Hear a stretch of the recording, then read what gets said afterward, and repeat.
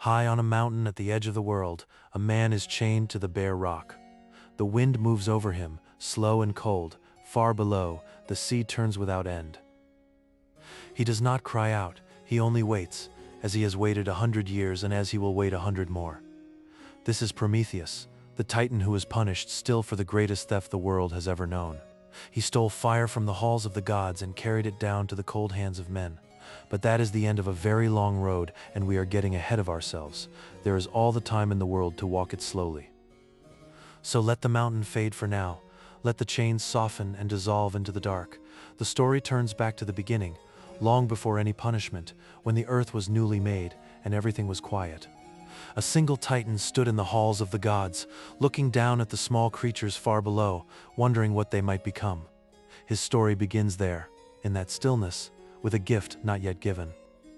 Maybe you know that feeling, watching something helpless and not being able to look away. That is where Prometheus lived, long before the chains, long before the fire. The gods had made these creatures small on purpose, weak, cold, forgettable. That was the plan, until one Titan decided a plan could be wrong. What do you owe someone weaker than you, simply because you are the one who can help? The old story never quite answers that. It only shows you what it costs to try. This is what we do here. Every night, one story. Something that happened a long, long time ago, and somehow it still has something to say. Get comfortable now. Adjust your pillow. Find your warmth. If you drift off before the end, the old Titan won't mind. He has kept watch over sleeping mortals before. This is only the beginning of the story. The part most people never quite reach, the theft, the chains, the long climb to free him, that's still ahead. But not tonight. Tonight, just this. If tonight felt like something, subscribe. We'll be here tomorrow night. Another old story. Another quiet night like this one. Now back to ours. In the first age, the Titans ruled the sky, and the war that ended their rule was already old history by the time Prometheus stood among the new gods. He had not fought against Zeus in that war.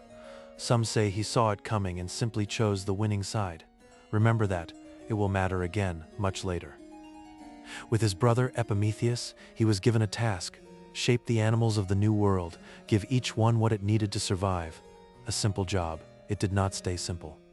Claws, fur, speed, sharp sight, thick hide, Epimetheus handed them out eagerly, one gift at a time, never once counting how many were left. When the last animal walked away content, one creature remained small, bare-skinned, slow, with nothing left to give it. Man stood in the cold with empty hands. Prometheus looked at that small, cold creature for a long moment. He did not yet know what he would risk for it, but something in him had already decided. The war between the old Titans and the young Olympian gods had ended only recently. 100 years of thunder, now settled into an uneasy quiet. Prometheus had chosen the winning side. It was not the side of his own blood. Zeus divided the young world among the victors, sky, sea, the deep places under the earth. To Prometheus and his brother Epimetheus fell a smaller task: shape the creatures of the world and give each one what it would need. Epimetheus went first, eager as always, his hands moving before his thoughts caught up. His name meant afterthought. He would earn it fully before the day was through. He gave the wolf its speed, the bear its claws, the tortoise its shell, the bird its wings, fur for the cold, venom for the small and slow. Nothing was left ungifted, except the basket was emptying fast. When Epimetheus reached the last creature waiting to be finished, the basket was empty. No claws left, no fur, no shell, no venom, no wings. Only a bare, upright shape, the first of mortal kind. Prometheus arrived to find his brother's mistake standing in the open field, a creature with nothing to protect it, not fast, not strong, not armored, not even warm. He knelt among the first humans as evening came on, and watched their eyes widen at every sound in the dark. A dropped branch, a distant howl. Fear, it seemed, was the one thing they had been given for free. Some say Prometheus had shaped these first mortals himself out of river clay, in the quiet before his brother ever opened the basket. If that is true, it would explain why he could not simply walk away from them now. So Prometheus gave them the one gift no basket had ever held: not claws, not fur. He straightened their spines, lifted their chins, and turned their faces up toward the sky, where every other creature never thought to look. Athena came down to see the new creatures for herself, gray eyes unreadable, and found something in their upturned faces worth keeping. She breathed a little of her own clear reason into them, unasked, and said nothing more. Every other creature on the young earth was made to look at the ground beneath it. These new ones were made to look up. That was the whole of the gift, and it was enough to change everything that followed. Still, something was missing, and Prometheus felt it before he could name it, a kind of warmth no upright spine could provide. He did not speak of it yet. He only noticed how the nights had grown longer. In the halls of Olympus, Zeus watched the new creatures from a great height and found them amusing, small, strange, harmless things playing at being important. He turned back to his feast and thought no more of it. Prometheus returned to the groves that night and found the mortals exactly as he had left them, pressed close together for warmth that did not come, shivering under a sky full of cold, useless light.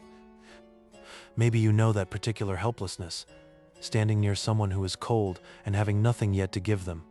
Prometheus knew it now, every night, in a way the other gods never would.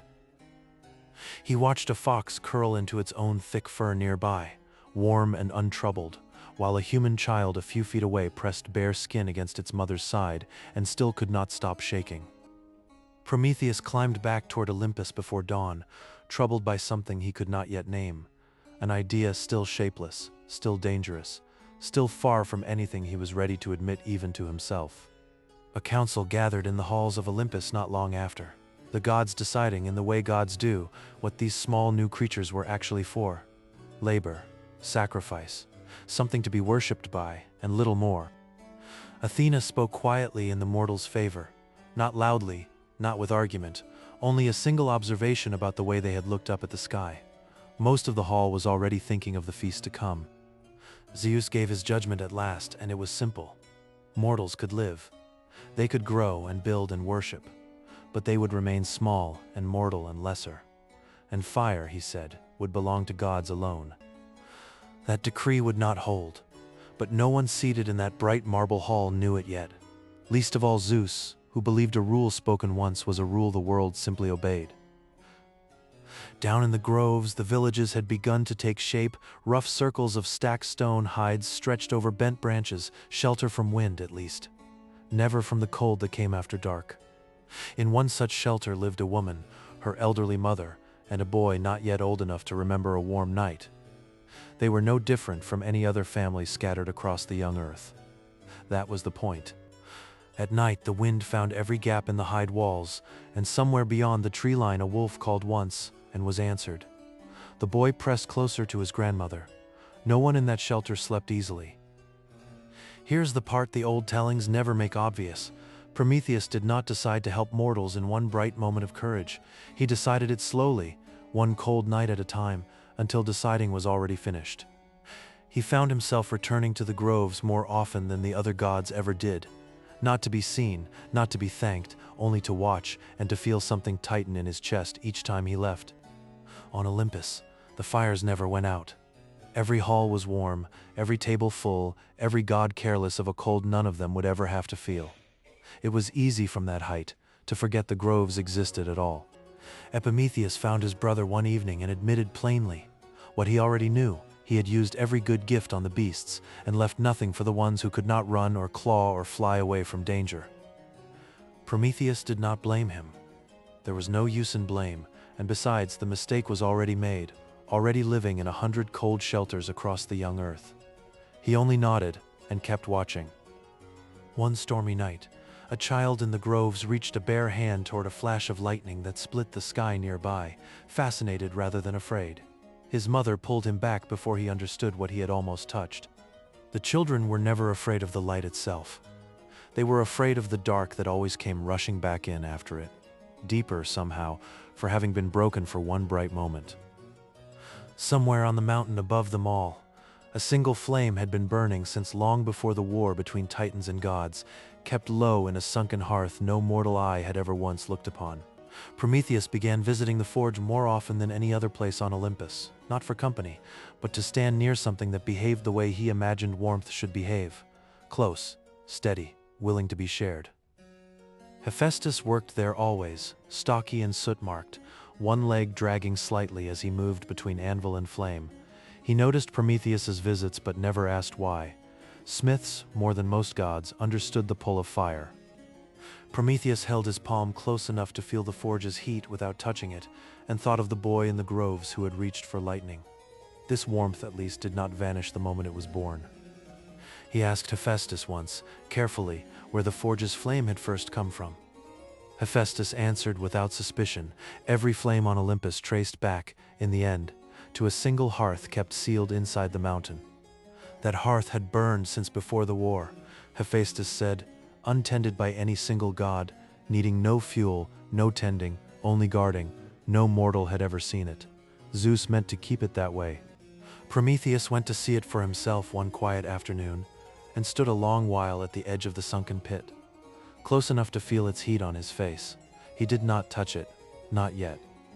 What he did not yet know was how far that single flame would travel, or how long it would be remembered, carried forward into ages he could not have imagined, kept burning in ways the gods themselves never expected. For now, the flame stayed exactly where it had always been, guarded and unshared, while below the mountain a boy pulled his knees to his chest and waited for morning the way he waited every single night. Maybe you know that feeling too. Standing near a warmth that is not quite yours to give, knowing exactly who needs it, and knowing exactly why you're not allowed to hand it over. That is where Prometheus stood. This part of the story reaches further than the myth itself. In every Greek home built long after this night, one flame was kept burning at the center of the house, tended before any other task each morning. Temples kept their own eternal flame too, guarded day and night by whoever was given the task, because to let it go dark was to break something that could not simply be relit with ordinary flint and stone. Some say the gods themselves treated fire as sacred long before they ever gave it away, that the sunken hearth on the mountain had existed since before there were gods left alive to remember who first lit it. Every hearth fire lit since carries something of that first flame in it, every candle, every small orange light in a dark window, whether the one who lit it remembers this story or not. That is the part of Prometheus that never really ended. Not the chains, not the mountain, the flame. And on the night we are returning to now, that flame was still exactly where it had always been, untouched, waiting.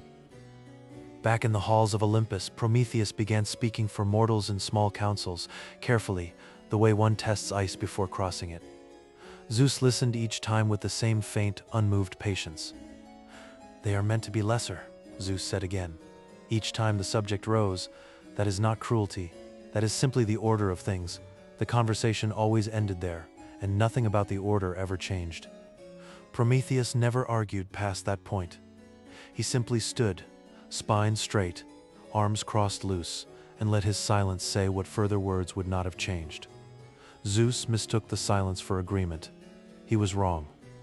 Then came the day of the great sacrifice at Mykone, when gods and mortals gathered together to settle, once and for all, what portion of every offering would belong to which side of the divide. Prometheus offered to divide the meal, a simple, reasonable task, the sort of duty no one else particularly wanted.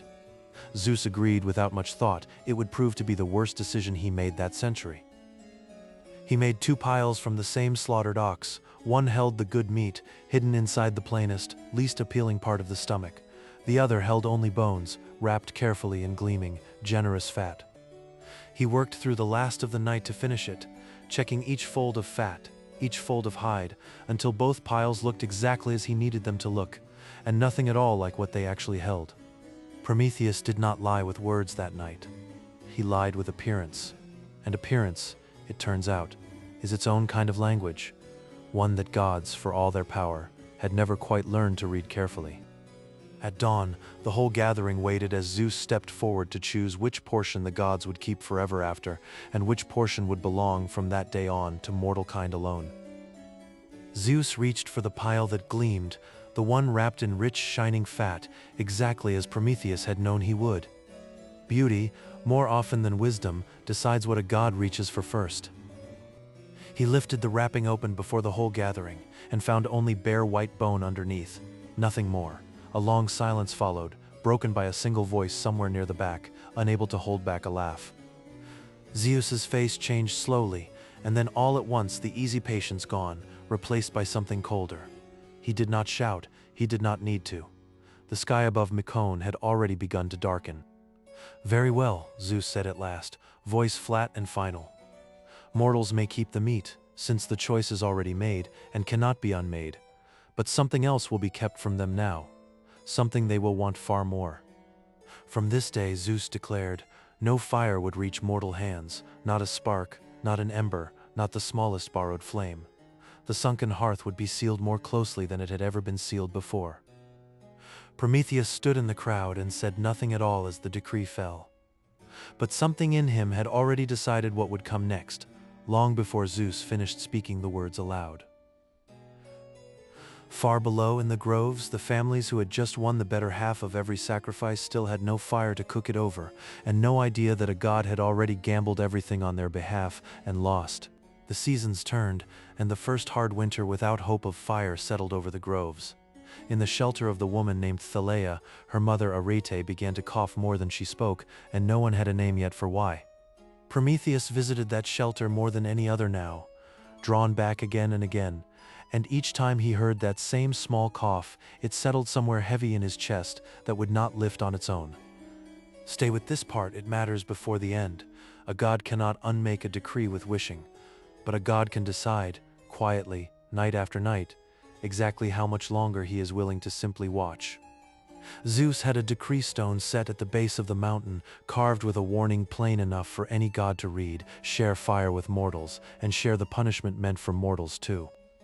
Every god who passed that stone read it at least once, whether they meant to or not. Most simply walked on. A few, like Prometheus, found themselves stopping longer than they intended to admit. Athena found him there once, and said nothing about the stone at all. She only stood beside him a while, in the particular silence of someone who understands exactly what another person is deciding, and does not try to stop it. Not every rule a god makes is a rule the world quietly agrees to. Some are only ever enforced by fear, and fear, Prometheus was beginning to understand, is a much smaller thing than it first appears from a mountaintop. The mortals did not simply wait for rescue. They piled stones into windbreaks, layered hide upon hide, taught their children which roots could be eaten raw. They endured with a quiet, stubborn dignity no god had given them. The boy Melas had grown taller since Prometheus first noticed him, quick now with a throwing stone, quicker still with a laugh that cold nights had somehow not yet managed to take from him. Another winter came after that one, harder than the last, the way winters tend to do when nothing changes to stop them. The windbreaks helped. They were not enough. They were never going to be enough. Arete's breath came shorter each night now, though she never once complained of it in front of the boy. Thaleia noticed anyway. Prometheus, watching from the tree line, noticed too, and could not look away. Around that time, Prometheus began noticing the fennel stalks that grew wild along the mountain path, thin, hollow, strange-looking things. He could not yet have said why he kept stopping to look at them. The stalk's dry inner pith, he noticed, could hold a spark for a very long time without ever bursting into open flame, smoldering quietly, patiently, exactly the way a secret is supposed to travel. He carried one stalk to the forge one evening and held a single drifting spark against its core, just to see. The ember caught and held and did not go out. Prometheus stood very still for a long time after that. Hephaestus glanced over once, asked what he was testing. Prometheus said only that he was curious about how long different woods could hold a coal. It was not quite a lie. It was not quite the truth either. What he had found, without quite meaning to look for it, was a way to carry a stolen thing a very long distance without anyone noticing the smoke. He did not act on it yet, he only kept the knowledge close. He thought more than once of his brother Atlas, who had chosen the losing side of the old war and now held up the whole weight of the sky as punishment. Zeus did not forgive easily. Prometheus knew this better than most. He weighed it carefully, the way he weighed everything. His own safety on one side, a boy's laugh and an old woman's shortening breath on the other. The scale did not balance. It had not balanced for some time now. Athena returned once more, briefly, and looked at him a moment longer than usual before she left.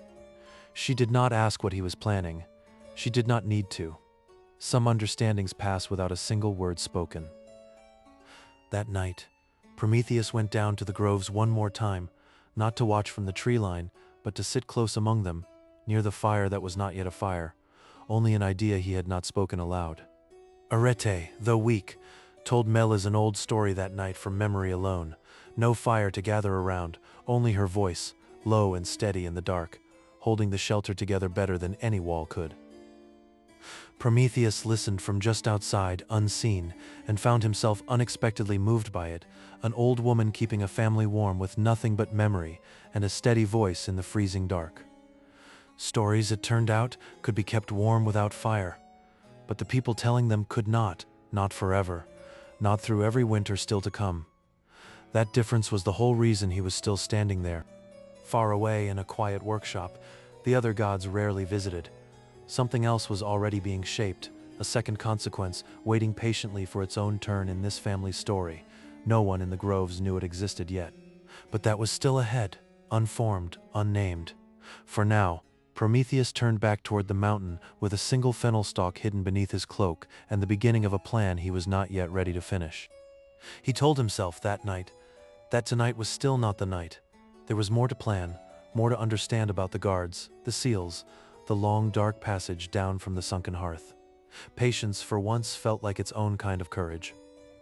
Seasons moved quickly after that, the way they do once a decision has quietly been made and only the timing remains. One winter into spring, into summer, into the first cold edge of another autumn. Prometheus studied the mountain's passage every chance he found, where the guards changed, where the shadows fell longest, where a single figure moving quietly might pass entirely unnoticed in the dark. He kept the fennel stalk close now, always within reach, its dry pith ready the moment he finally allowed himself to use it. Everything about him had grown quieter, steadier, more deliberate than before. He was close now, closer than even he fully understood, and somewhere below, unaware, a boy named Meles fell asleep, still cold, still waiting for a morning that would, before very long, finally be different. Prometheus walked alone one evening, past the mountain and past the groves both, until he reached the quiet shore where sky and sea and rock all seemed to meet at the very edge of the known world. The horizon there blurred sea into sky, pale gray into pale gray, with no line anywhere to mark where one ended and the other began. It was the kind of place that made large decisions feel smaller and truer. He spoke his vow there, half aloud, to no one but the tide. "I will give them fire," he said. "Whatever it costs me." The words felt strange leaving his mouth, smaller than the decision itself, and somehow larger too. A vow spoken to no one is still a vow. Sometimes it is the truest kind. The kind no one else can talk you out of, because no one else was there to hear you make it. The sea did not answer him, of course, but the tide pulled back just then and did not return quite the same as before, and something in that small, ordinary shift felt, to Prometheus, almost like agreement. He turned back toward the mountain calmer than he had arrived. The vow settled now somewhere deep and steady inside him, the way a stone settles once it finally reaches the bottom of a long, deep well.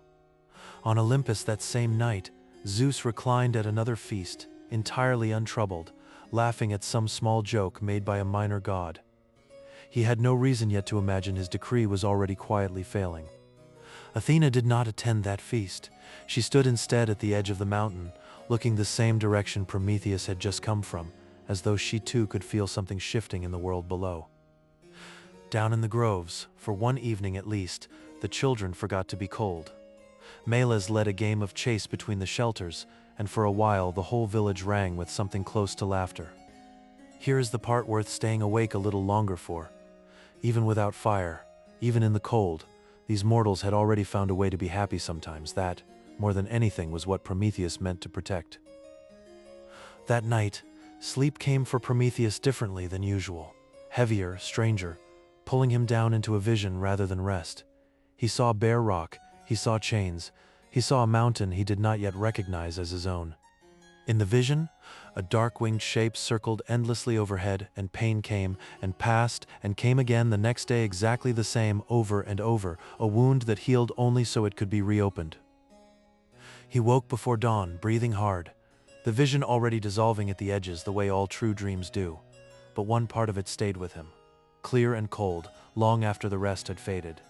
He had always been able to see a little further ahead than the others could. That was the whole meaning tied up in his own name. Tonight, that gift felt less like a blessing and more like a punishment already begun. He could have stopped there. He had, after all, just seen exactly what it would cost him.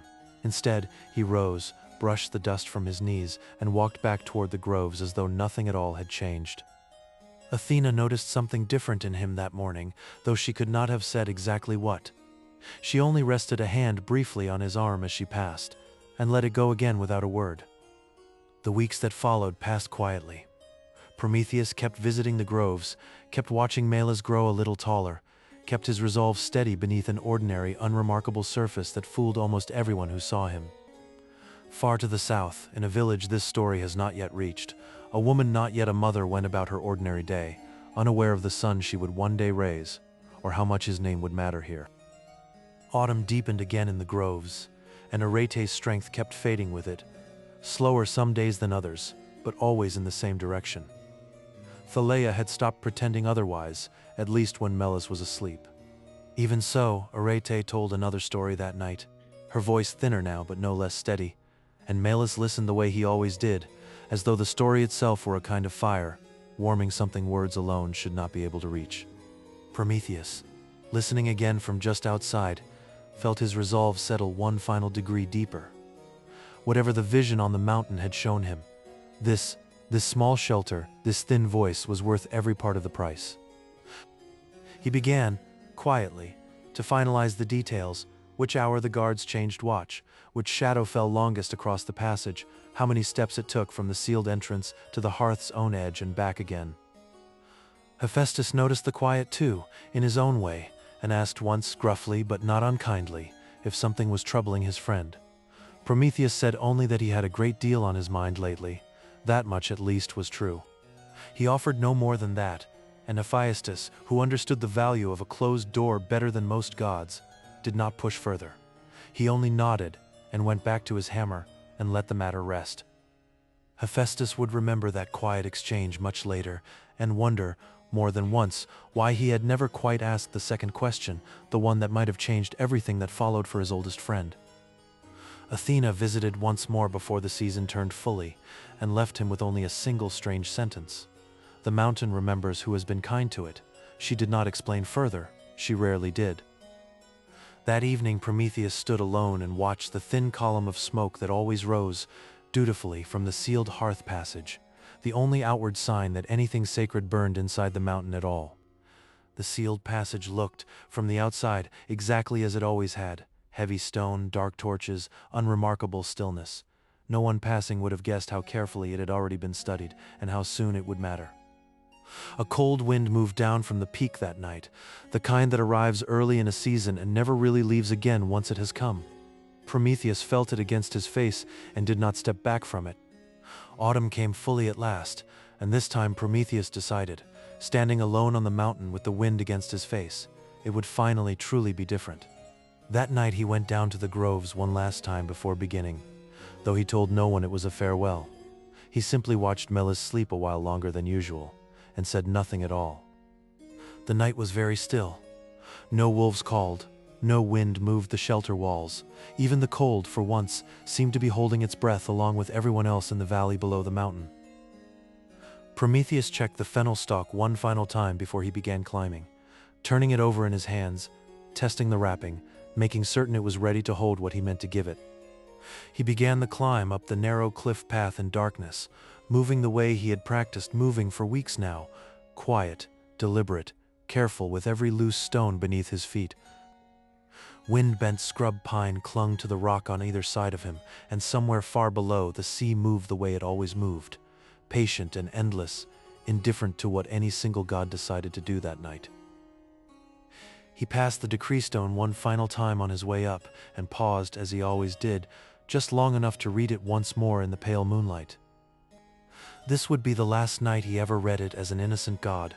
He did not know that yet, not with certainty, but some part of him, the same part that had seen the vision, already suspected it. Stay with him a little longer here. This quiet climb matters more than it seems to. Everything after tonight would be measured, by mortals and gods alike, against this one long walk up a dark mountain path. He reached the passage to the sunken hearth at the exact hour he had counted on, when the watch changed and the entrance stood, for a handful of quiet minutes, entirely unguarded. He slipped between the heavy stone slabs without a sound, the fennel stalk held close against his chest, his heart steadier than he expected it to be, given everything the vision had already shown him. The passage grew warmer with every step, the air changing from mountain cold to something closer to breath, until the faint orange glow he remembered from his very first visit began to touch the walls around him again. He moved slower now, not from fear exactly, but from the particular care a person takes when they are about to do something that cannot, once done, ever be quietly undone again. The chamber opened before him at last, and there it was, the same flame he had visited quietly for years now, taller than he remembered, utterly alone in its wide stone pit at the heart of the mountain. No mortal and no thief of any kind had ever stood exactly where Prometheus now stood, close enough to feel the hearth's warmth pressing gently against his skin like a hand. He stepped fully into the chamber, and the heavy stone door behind him settled into stillness. For the first time in this entire long story, Prometheus was completely alone with the one thing he had come to take. Up close, the flame was taller than a man and perfectly still, untouched by any draft, burning without smoke and without sound, as if it had simply always been burning and always would be. Prometheus knelt at the rim exactly as he had knelt once before, in curiosity months ago. Everything about the posture was the same. Everything about the reason for it was completely different now. He drew the fennel stalk from beneath his cloak and unwrapped it slowly, his hand steadier than he had any right to expect, given the vision of chains still sitting somewhere behind his eyes.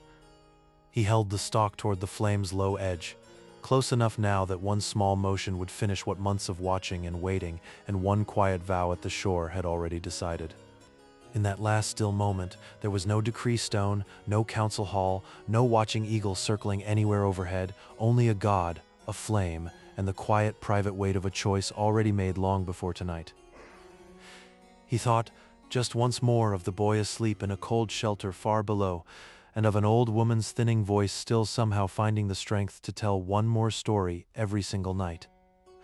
The chamber held nothing but silence and firelight, no witness anywhere to see what came next, only the flame itself, ancient and patient, closer now than it had ever been to finally being shared.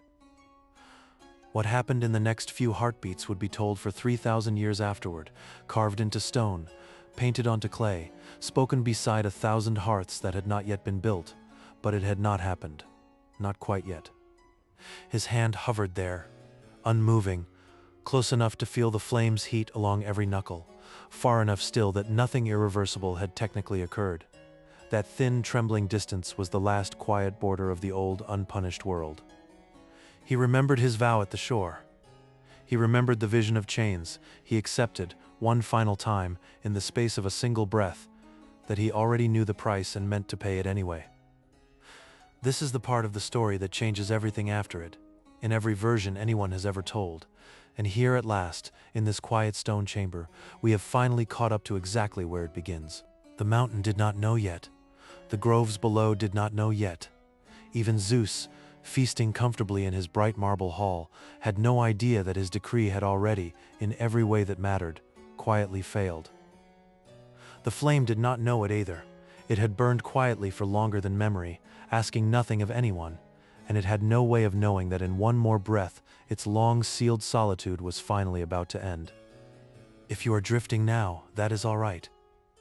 The mountain will still be here, and so will the flame, and so will Prometheus, exactly this close, exactly this still, waiting for you whenever you are ready to return. One more breath, one more heartbeat, somewhere below the mountain. A boy slept and did not know, and an old woman's voice had finally gone quiet for the night. Everything the world had been waiting for was this close now. The stalk's tip touched flame, an ember caught, small and steady, glowing deep inside the hollow pith, like a second, secret heart. The fire did not yet know what it had just become part of. Fennel burns slow. That is why he chose it. A plant that smolders for hours without showing flame, carrying fire the way a cupped hand carries water without spilling a drop. He wrapped the stalk in a fold of wool, tucked it against his ribs, and listened. No footsteps, no voices, only the low, patient hum of a fire that had just quietly changed hands. He stepped out of the hearth chamber into a corridor of pale stone. The mountains slept around him, gods dreaming behind closed doors, unaware that something had just left the mountain's heart.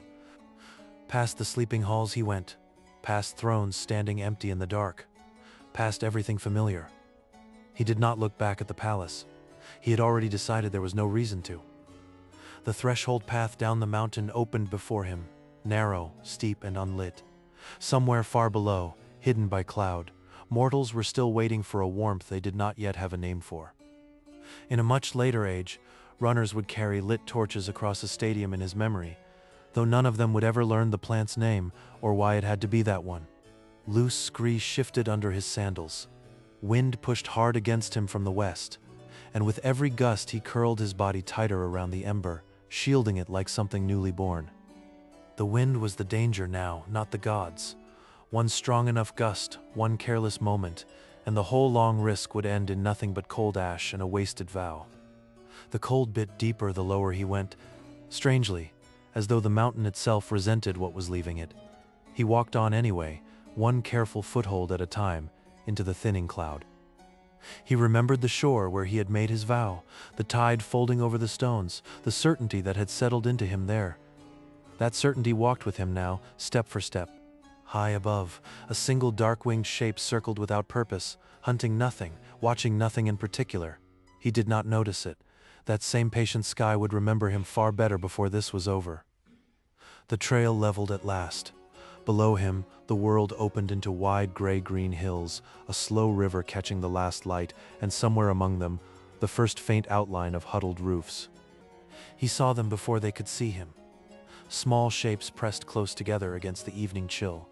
No fire among them, only cloaks and each other's warmth to survive the night. This was the moment the whole mountain had been building toward. He crouched at the tree line, waited for full dark, and let the last of his hesitation fall away like a shed cloak. He crossed the open ground low and quiet, the grass cold and wet against his ankles, the huddled group growing closer with every careful step he took toward them. They slept the way cold things sleep, tightly curled, breath shallow, bodies angled to share whatever warmth remained. Even in dreams, it seemed, they were still trying to stay warm. He chose the nearest group, a mother, an old man, a boy asleep between them, all breathing in the same cold rhythm. It was, in the end, as simple a choice as that. For one long moment he simply knelt there, the weight of everything that could happen next pressing on him quietly. Then he thought of the shore, and the weight lifted just enough. He gathered a small handful of dry grass and twig, arranged them the way he had watched Hephaestus do 100 times, without ever once thinking he would need to remember it. He unwrapped the fennel stalk. The ember glowed brighter now, released from its cloth, casting the first true firelight the earth had ever seen touch human ground. He touched the ember to dry grass and breathed, once, slow and even, exactly as he had practiced. A thread of smoke rose, then at last a small true flame. Fire, for the first time in the history of the world, burned on mortal ground, tended by mortal earth, asking nothing from Olympus, owing nothing to anyone but the hand that gave it. The boy stirred first, eyes opening slowly to a warmth he had never once felt in his short life.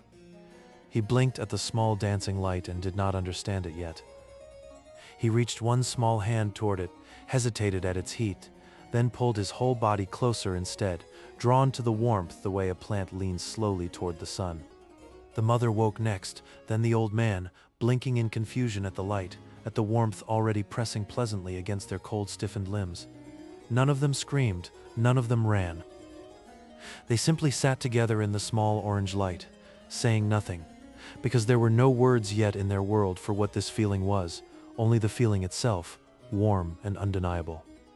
From the tree line, unseen, Prometheus watched them settle into the warmth he had carried down a mountain for them. It was, he thought, the quietest triumph he had ever known. But one small fire in one small grove was not enough, and he knew it. Somewhere beyond this hill, 100 more huddled groups were still waiting in the same helpless cold.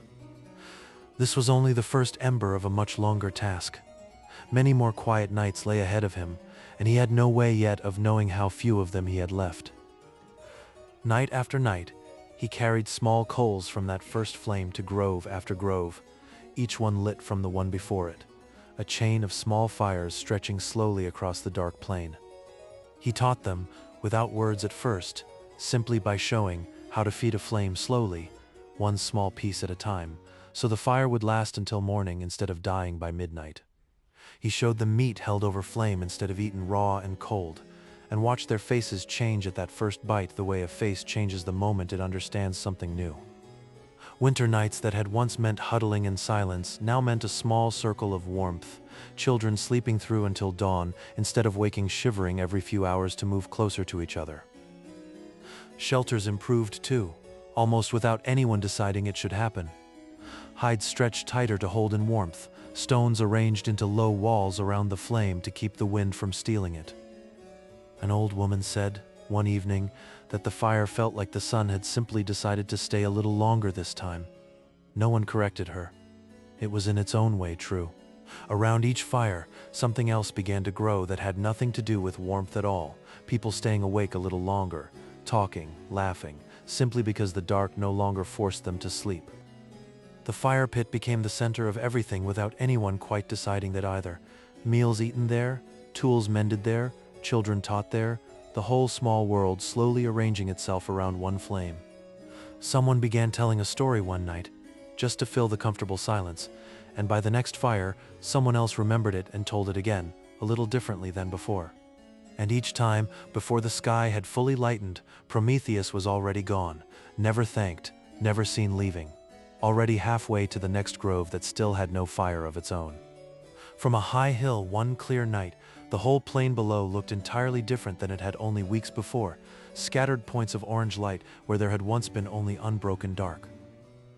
Villages began carrying coals to each other now, without him, a small ember, split 100 times over, quietly becoming 100 hearths that would never learn whose hand had first given it. Maybe you know that feeling too, giving something with your whole self and never once needing anyone to know it came from you. That was the only reward he had ever wanted. But something else had begun to notice the changing pattern of light on the dark earth, something high above, watching from a place where nothing on the ground was ever truly hidden for long. By the time the moon had turned full twice more, columns of pale smoke rose from a dozen scattered places across the plain, faint, thin, and entirely impossible to miss from high enough up. Before the story climbs back up that mountain, it is worth resting a moment on the plant itself. The humble fennel stalk that carried something no other object in the story ever quite managed. Greek farmers really did know this plant well. Its pith burns slowly without an open flame, cool enough to carry, warm enough to hold a coal alive across a long, uncertain distance.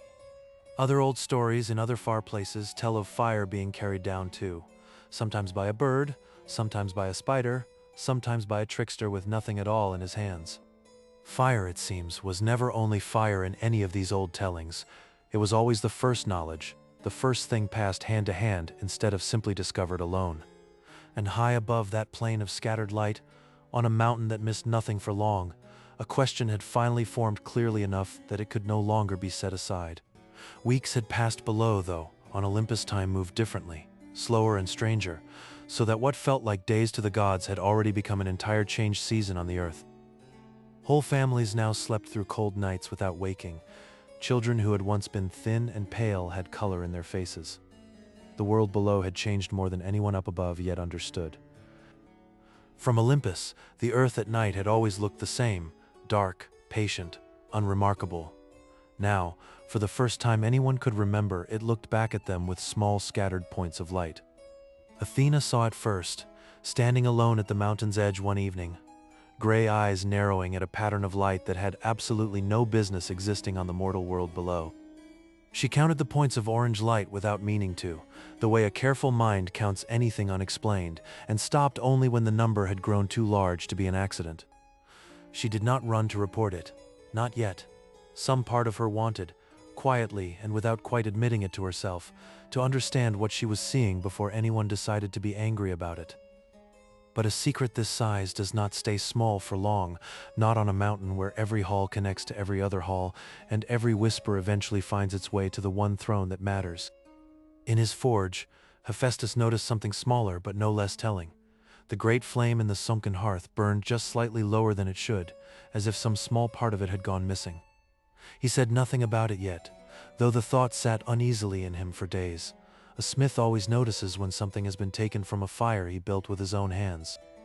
Eventually the whispers reached Zeus himself, carried by a minor voice too nervous to name a suspect, only to describe strange orange lights scattered across the earth where no such lights should exist. At first he dismissed it outright. Mortals had no fire, could have no fire. His own decree had made that plain enough, and gods do not easily imagine their own decrees being broken. But Athena, standing quietly nearby, suggested, carefully, gently, that he simply look for himself before deciding there was nothing at all to be concerned about. So he went himself, to the same high edge where Athena had stood, and looked down at the earth the way a king looks at something he has stopped bothering to check on. What he saw stopped him completely. Dozens of small orange lights scattered across the dark plain, unmistakable, undeniable, exactly where no such light had any right to be burning. For a long moment he said nothing at all, standing perfectly still at the edge of the mountain, the wind pulling at his cloak while something cold and certain settled behind his eyes. He turned from the edge without a word and walked, faster than usual, toward the one place on the mountain that would tell him exactly what he already feared he already knew. He stood before the sacred flame and studied it closely, the way a man studies a wound to measure exactly how deep it truly runs. The flame stood shorter than it should. There was no mistaking it now. Some part of this flame, his flame, the guarded heart of the mountain itself, had been carried out of this chamber by someone's own two hands. His grip closed slowly around the staff in his hand, knuckles pale, the first true edge of fury beginning to gather behind an expression that had, until now, stayed carefully controlled. He did not shout. He did not need to. A single word, spoken low and flat, was enough to send every god on the mountain moving at once toward the great hall. The halls of Olympus filled quickly, marble columns catching the last gold light of evening while gods took their places in the wide arc of thrones, sensing, before anything was said, that something had shifted. Low murmurs passed hall to hall, question folding into question, until the entire chamber held the particular tension of a room that already suspects the answer it is about to be given. Zeus rose to speak, staff planted firmly against the marble floor, his voice carrying easily to every corner of the hall without needing to be raised at all. "Someone has stolen fire," he said. For a long moment, no one answered him. The silence stretched thin and taut, the kind of silence that says a great deal simply by refusing to break. Athena kept her expression carefully still, though something behind her gray eyes had already begun to ache with a loyalty she had not yet decided how to hold on to. Zeus's gaze moved slowly along the arc of gathered gods, counting faces without seeming to, until it settled and stayed settled on one particular seat that no one currently occupied. He remembered, with sudden and complete clarity, a voice at an earlier council that had refused to be quiet, that had said mortals deserved more than what he had decided to allow them. He said the name once, flatly, without a question mark anywhere in it. Prometheus. The single word landed in the hall like a stone dropped into still water. He sent for him at once, 2 swift messengers dispatched down the mountain with a single instruction. Bring him back, whatever he is doing, wherever he currently is. Somewhere on a bare gray mountain far to the east, though no one in that hall could have known it yet, a place was already waiting that had never once held anything before. Far below, in a quiet grove he had visited only the night before, Prometheus felt something shift in the air before any messenger had come anywhere near him.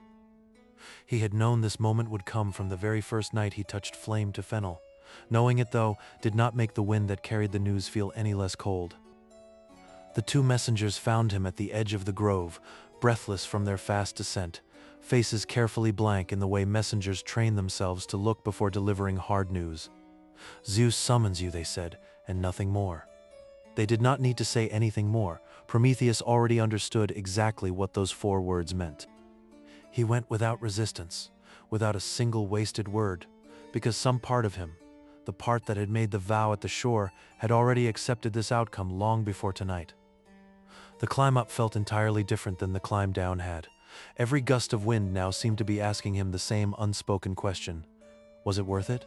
He never once answered aloud.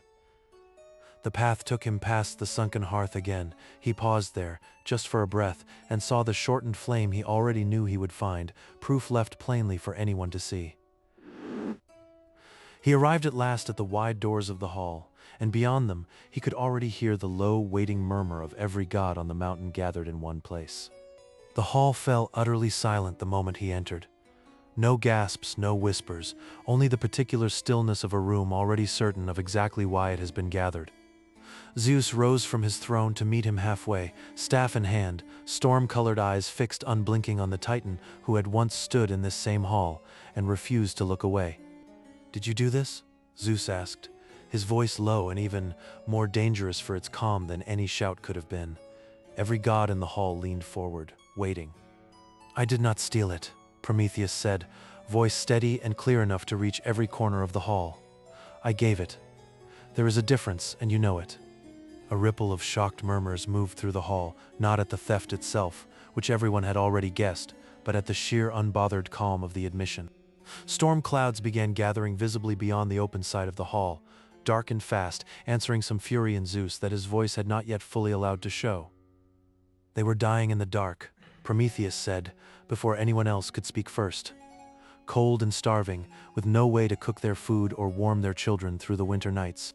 "My decree was clear," Zeus answered, staff striking the marble floor once, sharp and final. "Mortals were meant to remain small. That was never yours to decide otherwise."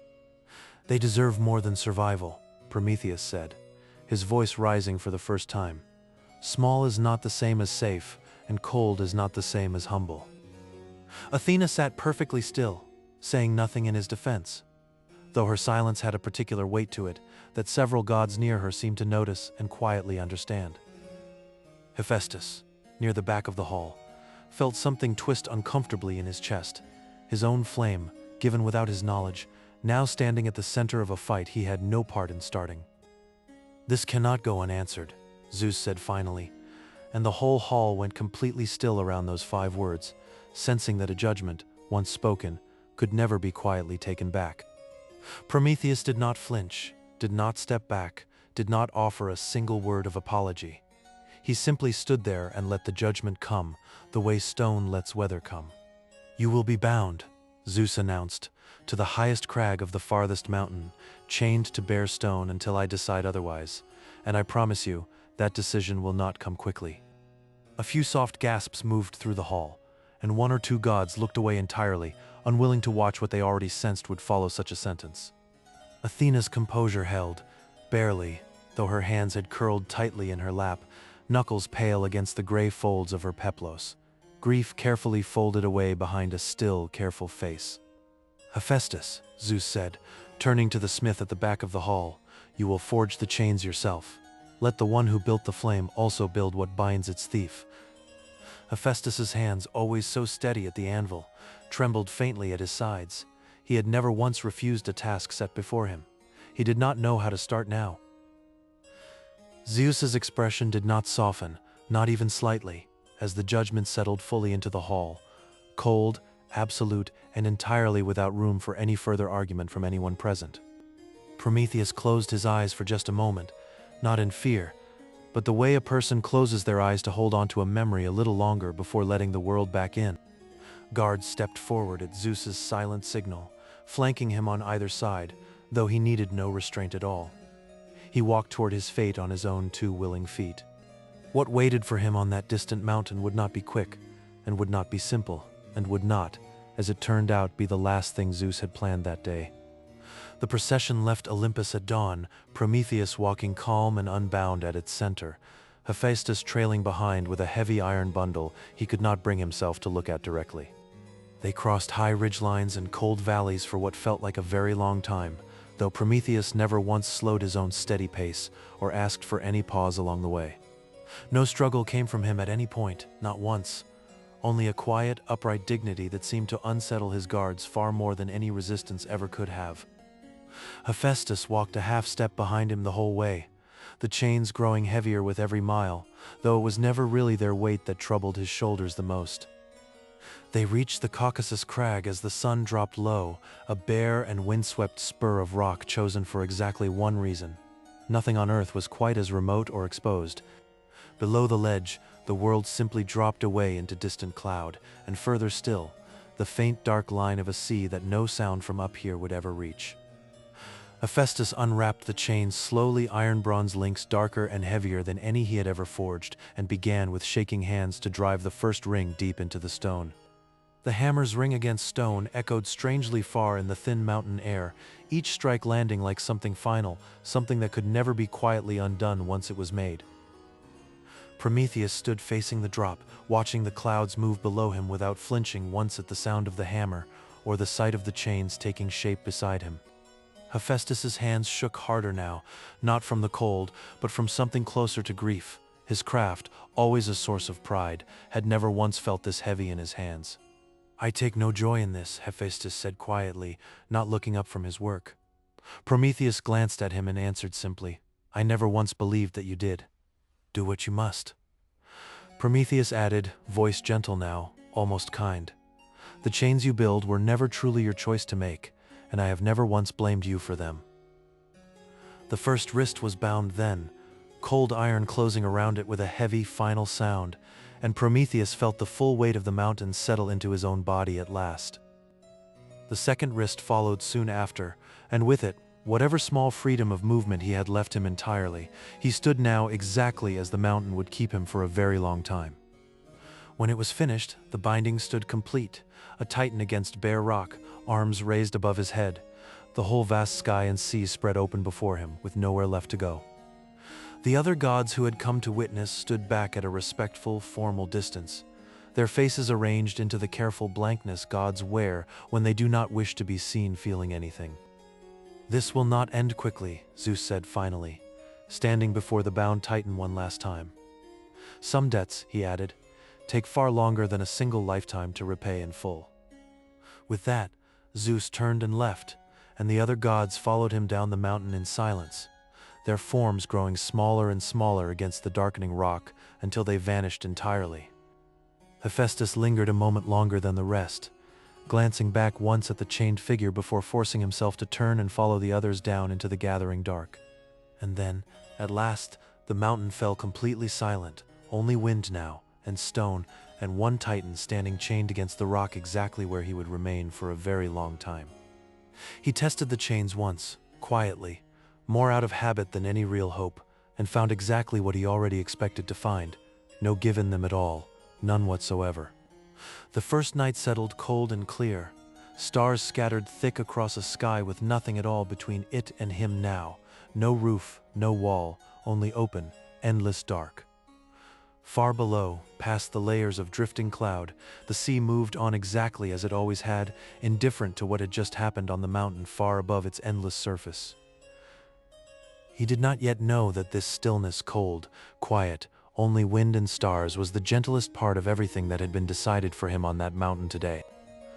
Dawn came slow and gray over the crag, light climbing the rock face inch by inch until it finally reached the chained figure who had not slept at all through the long night. A distant sound reached him then, a single sharp cry, high and thin, carried down from somewhere far above the drifting morning cloud. He lifted his eyes slowly toward it. The shape circled closer with every pass, wide dark wings cutting slow, deliberate circles through the thin morning air, drawing nearer to the mountain with unmistakable and patient intent. Zeus, from a high window on Olympus, had already given quiet instruction that morning. The chains alone, he had decided, would not be a full or fitting enough punishment.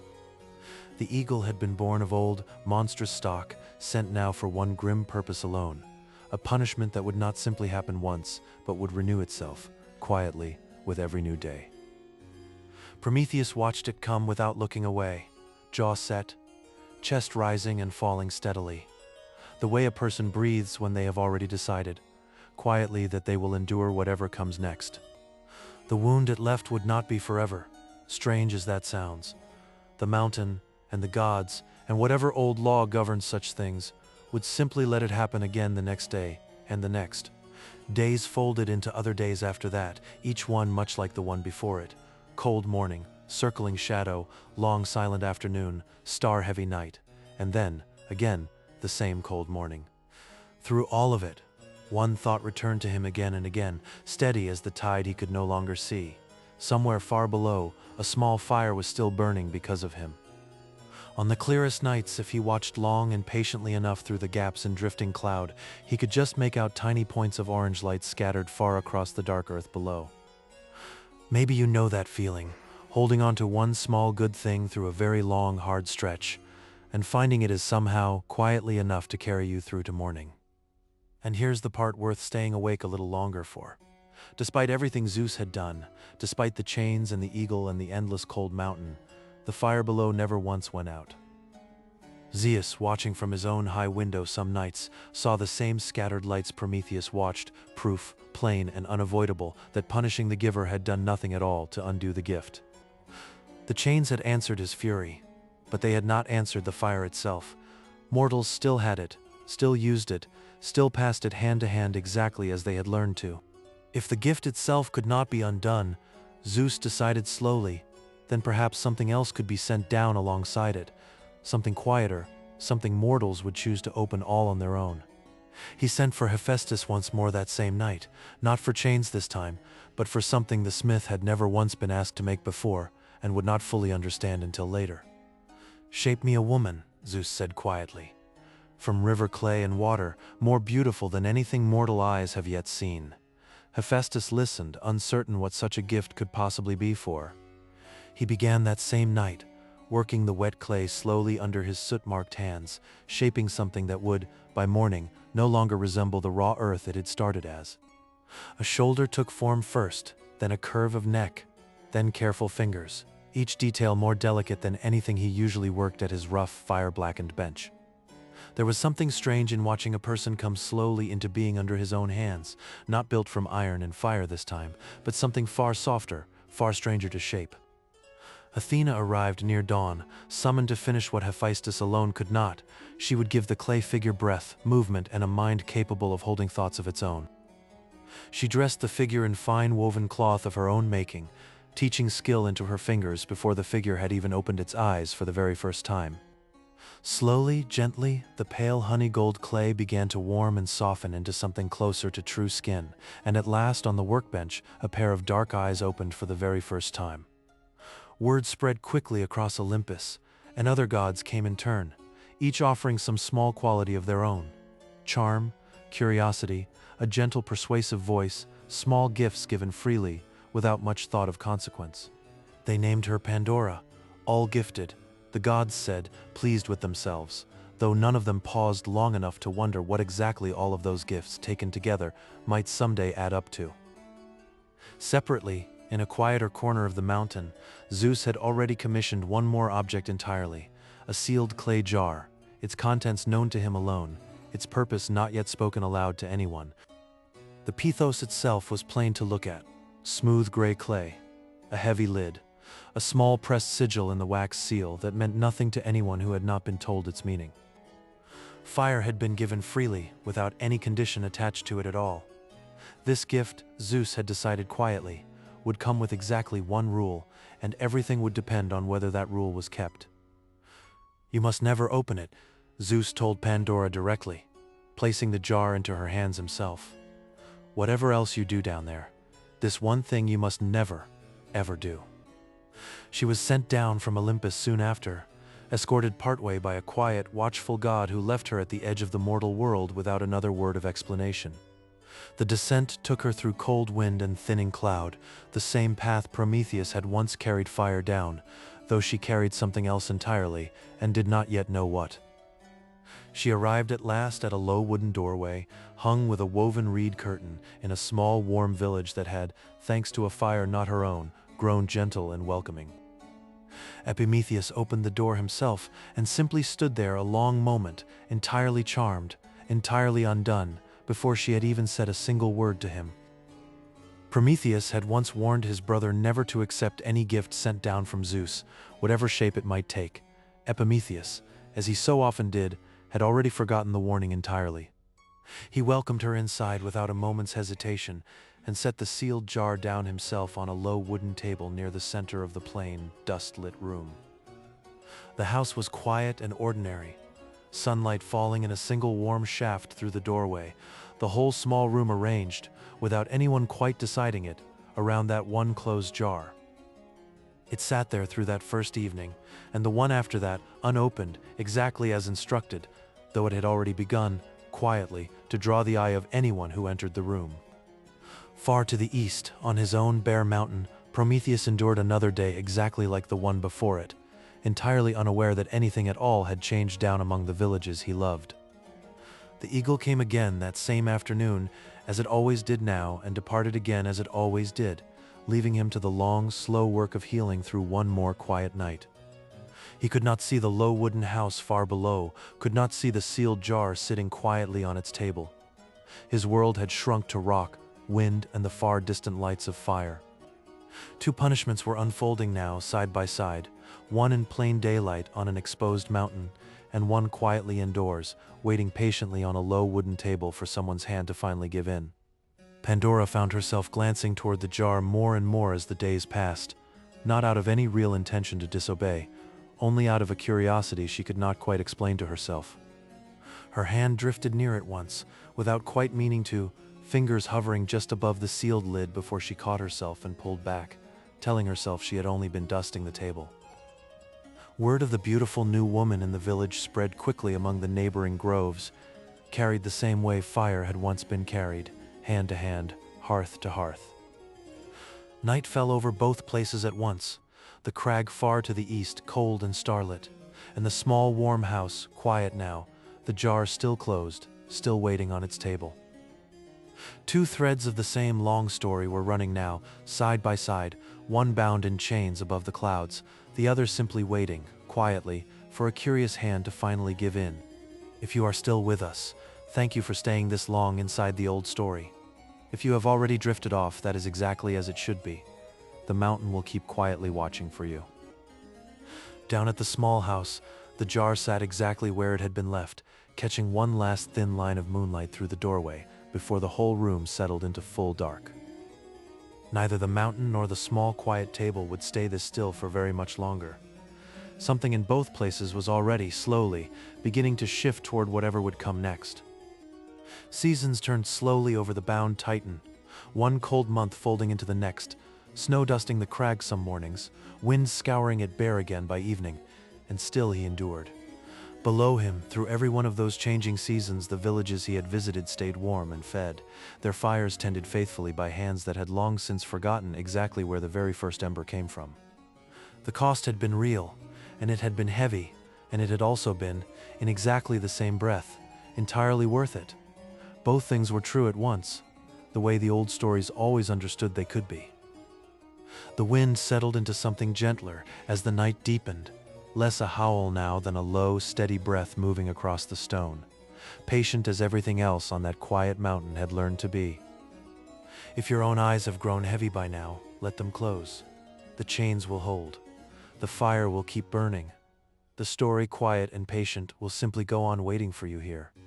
Both places held their stillness through the last hours before dawn, the mountain silent under fading stars, the small house silent under a thinning moon, the jar still closed, still waiting. And there, in that last quiet hour before morning, we will leave both of them a moment longer, the chained Titan and the waiting jar, and let the story rest here a while.